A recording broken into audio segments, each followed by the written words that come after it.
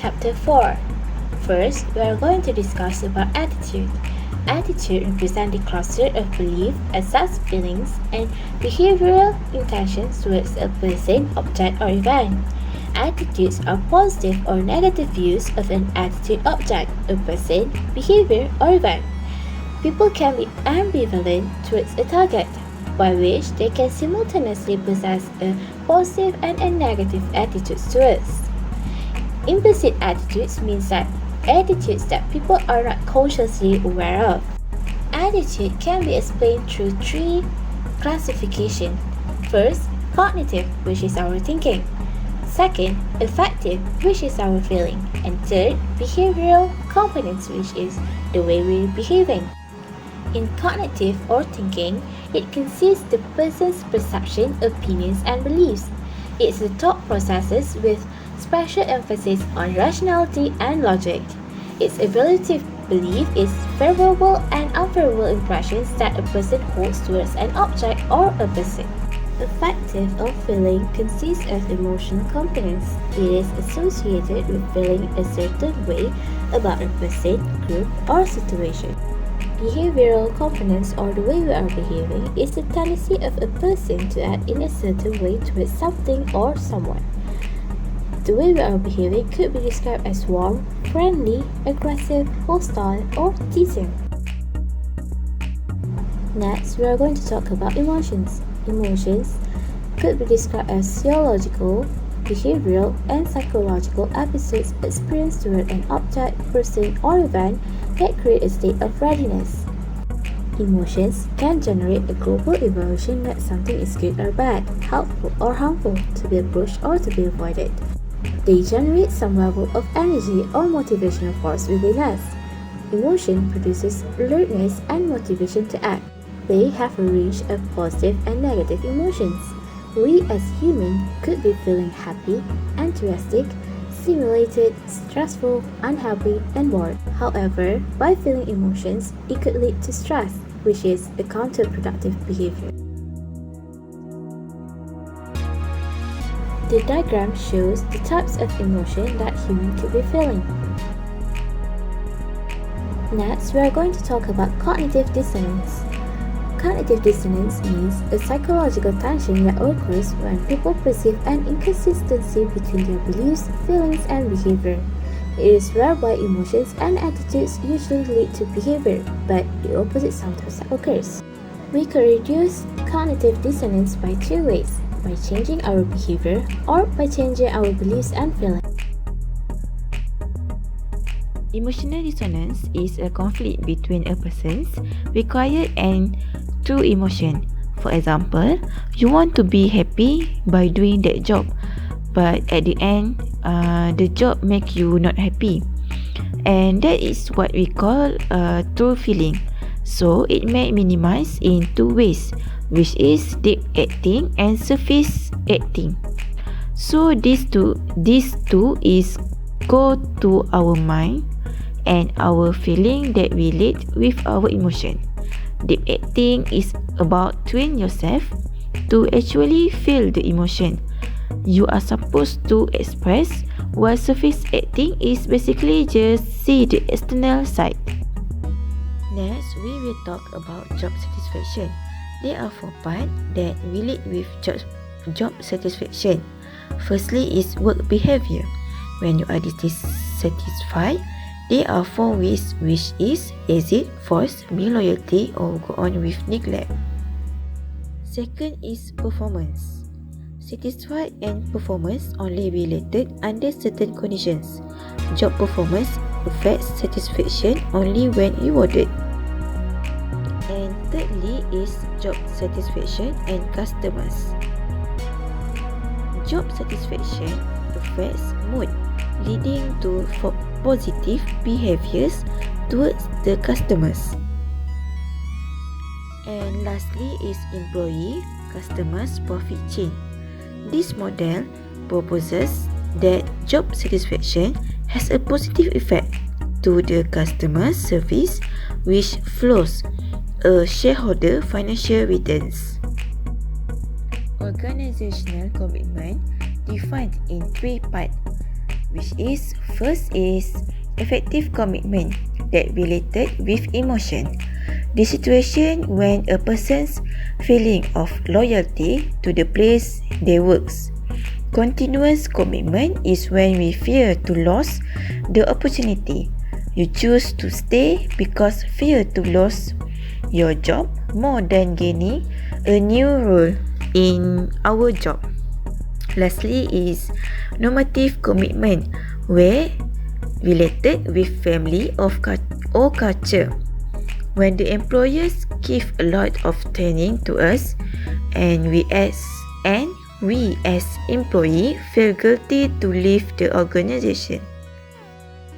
Here are some tips to improve organizational commitment. Firstly, building a strong teamwork culture facilitates a healthy work environment. This will help boost their commitment levels and create a long-term work culture harmony. Secondly is shared values. When the employee has an idea of doing things differently and in better way and do not discourage them, on the contrary, motivate them to come up with more good ideas. Thirdly is trust. When employees start developing trust among themselves as well as leadership, it is a positive sign of organizational development. Next is organizational comprehension.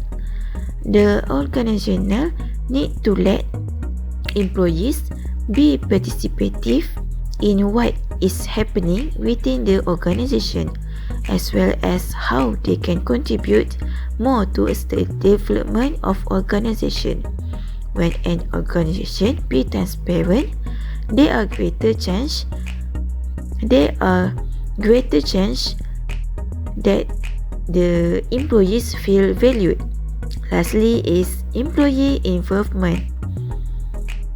Having a positive work culture make employees feel happy to be a part of the organization, where they feel motivated and encouraged to share new ideas without having the fear. Assalamualaikum and hi everyone. Today my group and I will present about chapter 5, motivation in the workplace. It will be presented by FAIEZ and Siti Nur Aminah. Okay, let's take a look about motivation in the workplace. This is chapter 5, motivation in the workplace, my map. I will present about definition of motivation, challenge of motivating employees, need-based theories. There are 4 types of theories and I will tell about its function. Let's take a look. This is chapter 5, motivation in the workplace, my map. I will present about definition of motivation. Definition of motivation. Motivation is the process that initiates, guides, and maintains goal-oriented behavior. It is what causes you to act, whether it's getting a glass of water to reduce thirst or reading a book to gain knowledge. Move to the next subtopic is challenge of motivating employees. There are 3 types of challenge. The first challenge is revive employment relationship. For example, due to globalization, information technology, corporate restructuring, potential undermine trust and commitment. Second challenge is flatter organization. Fewer supervisors to monitor performance and reduce costs. Supervise many more employees. The third challenge is changing workforce. Generation X or Generation Y bring different expectations. The third subtopic is need-based theories. There are 4 types of theories, which is Maslow hierarchy of needs, ERG, McClellan learned needs, innate human drive.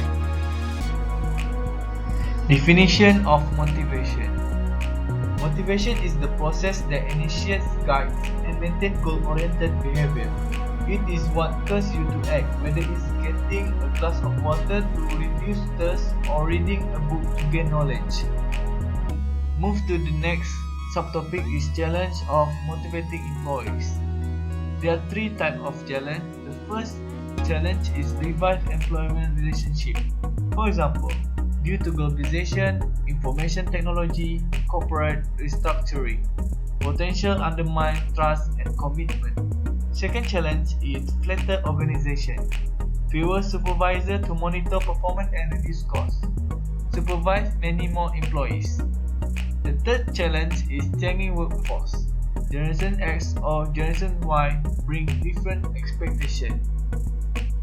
The third subtopic is need-based theories. There are four types of theories, which is Maslow hierarchy of needs, ERG, McClellan learned needs, innate human drive. As you can see, this is Abraham Harold Maslow. Maslow needs hierarchy theories. There are five types of hierarchy, which is self-actualization, esteem, belongingness, safety, physiological. As you can see, this is Abraham Harold Maslow. Maslow needs hierarchy theories. There are five types of hierarchy, which is self-actualization, esteem, belongingness, safety, physiological. Human need a hierarchical in nature. This hierarchy starts with the survival issues, then the security matters, and move into a more complex human need. Physiological. For example, oxygen, water, or food. The next one is safety. In time of emergency or period of disorganization in the social structure. Affection and belongingness.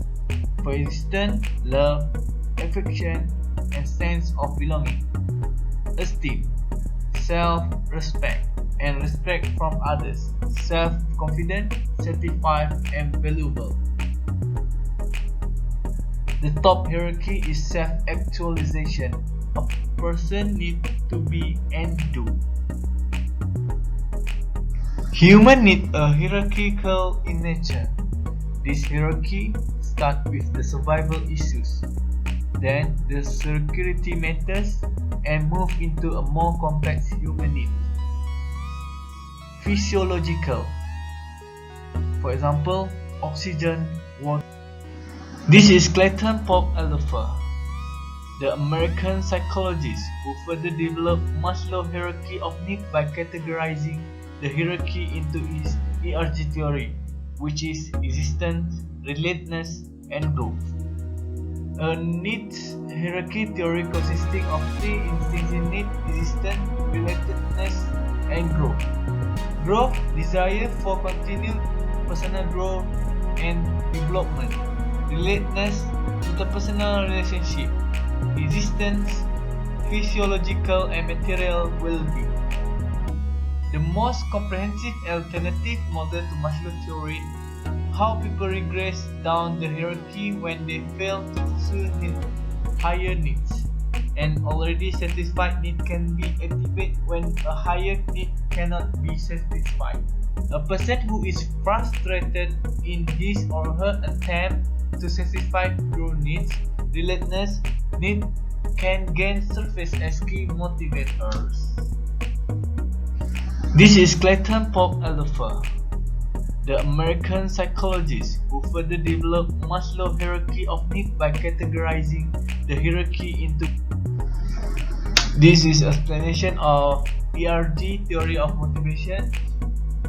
Its needs are strongly influenced by each individual personal values, power, self-direction. For instance, due to the above reason, it is suggested that need hierarchy is unique to each person and can change over time. The third theory is learned need theory by McClellan. need for achievement, need for affiliation, need for power. There are three types of to learn need theory. Let's take a look. People having this need have certain way of dealing with their jobs. For the first one is achievement. For example, performing better than others. Affiliation, interpersonal relationship, communicate frequently. The third is power, personal prestige. Manager can motivate employees by knowing what kind of need they have and provide them with a job that match that need. For needs, strengthen through learning. Various training programs developed for this purpose. For the last theories is innate human drive, Harvard Business School. The 4 drive theory, a motivation theory based on the innate drive to acquire, bond, learn, and defend that incorporates both emotion and rationality. It involves proactive, float, and floating topic. For proactive, is a 3 type of drive: is drive to acquire, drive to bond, drive to learn. Drive to acquire, need to take or keep object and experience, basis of hierarchy and status. For drive to bond, need to form relationship and social commitment, basis of social identity. Drive to learn, need to satisfy curiosity and resolve conflicting information, basis of self-actualization. For floating topic is has just one drive to defend, which is need to protect ourselves. Reactive drive, which means not proactive, basis of fight or flight. It involves proactive.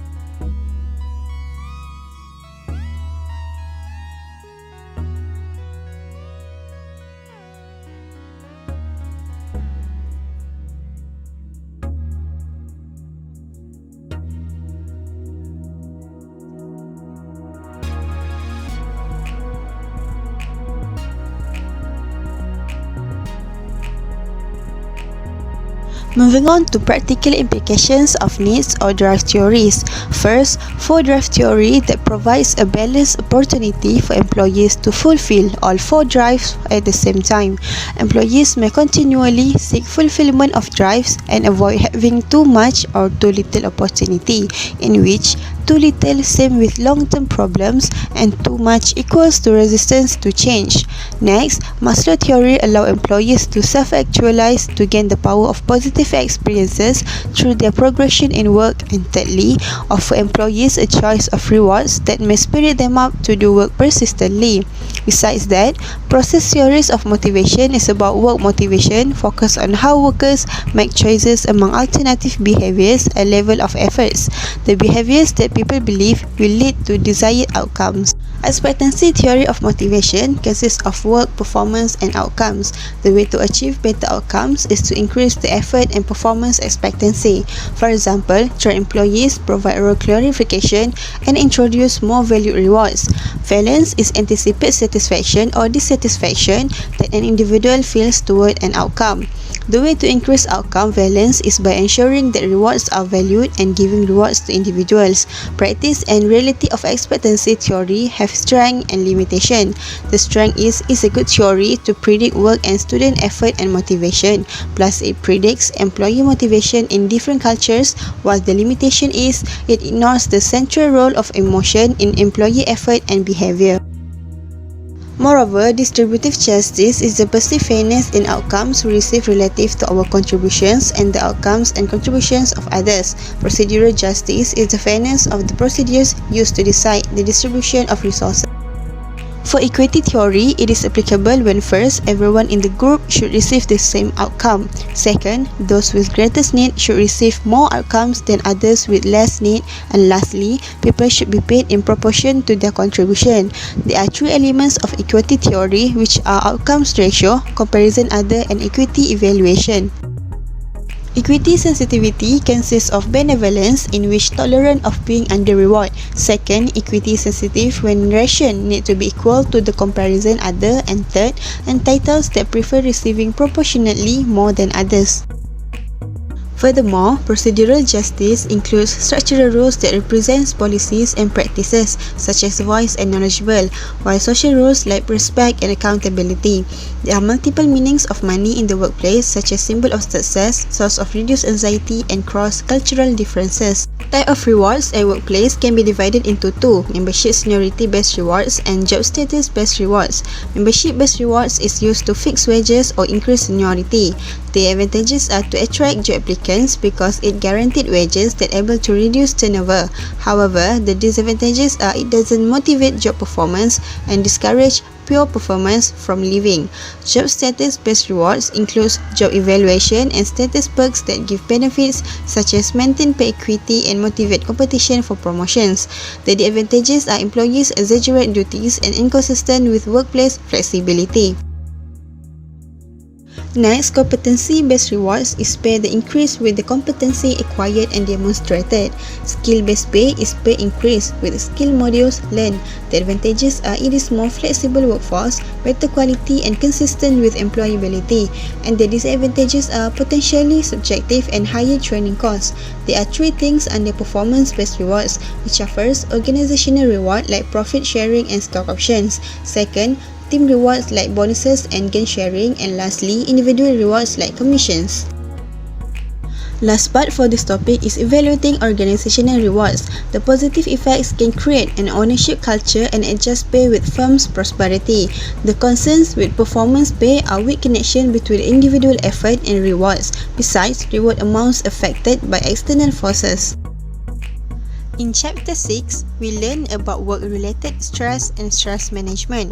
Stress is a common part of everyday life, and to put it simply, stress is a feeling of tension, anxiety, and worry due to harsh environmental conditions, and it does affect a person's well-being. The two types of stress are eustress and distress. General Adaptation Syndrome GAS model was founded by Dr. Hans Selye, where the model explains the three stages that happen when people having stress. The stages are alarm reaction, resistance, and exhaustion stage. Dr. Selye believes that people have fairly consistent and automatic physiological response to stressful situations, which help them cope with environmental demands. What is a stressor? The stressor is the cause of stress. Examples of stressors are first, interpersonal stresses. It occurs when there is a psychological harassment in the workplace that causes them to have a detrimental effect on job performance. Not only that, task control makes people stressed due to a lack of control over the objectivity of the task that should be performed. Other stresses are role-related stresses, organizational and physical environment stresses, and non-work stresses. Occupations also contribute to the level of stress by recognizing low stress, medium stress, and high stress occupations. Distress can affect a person's well-being either through their behavior, physical, emotions, and thoughts that could increase the risk of disease. Thus, people should care about their work-related stress by knowing how to manage their stress gradually. Examples of managing work-related stress are removing the stressor, withdrawing from the stressor, changing stress perceptions like being positive, controlling stress consequences by making a healthy lifestyle, and receiving social support.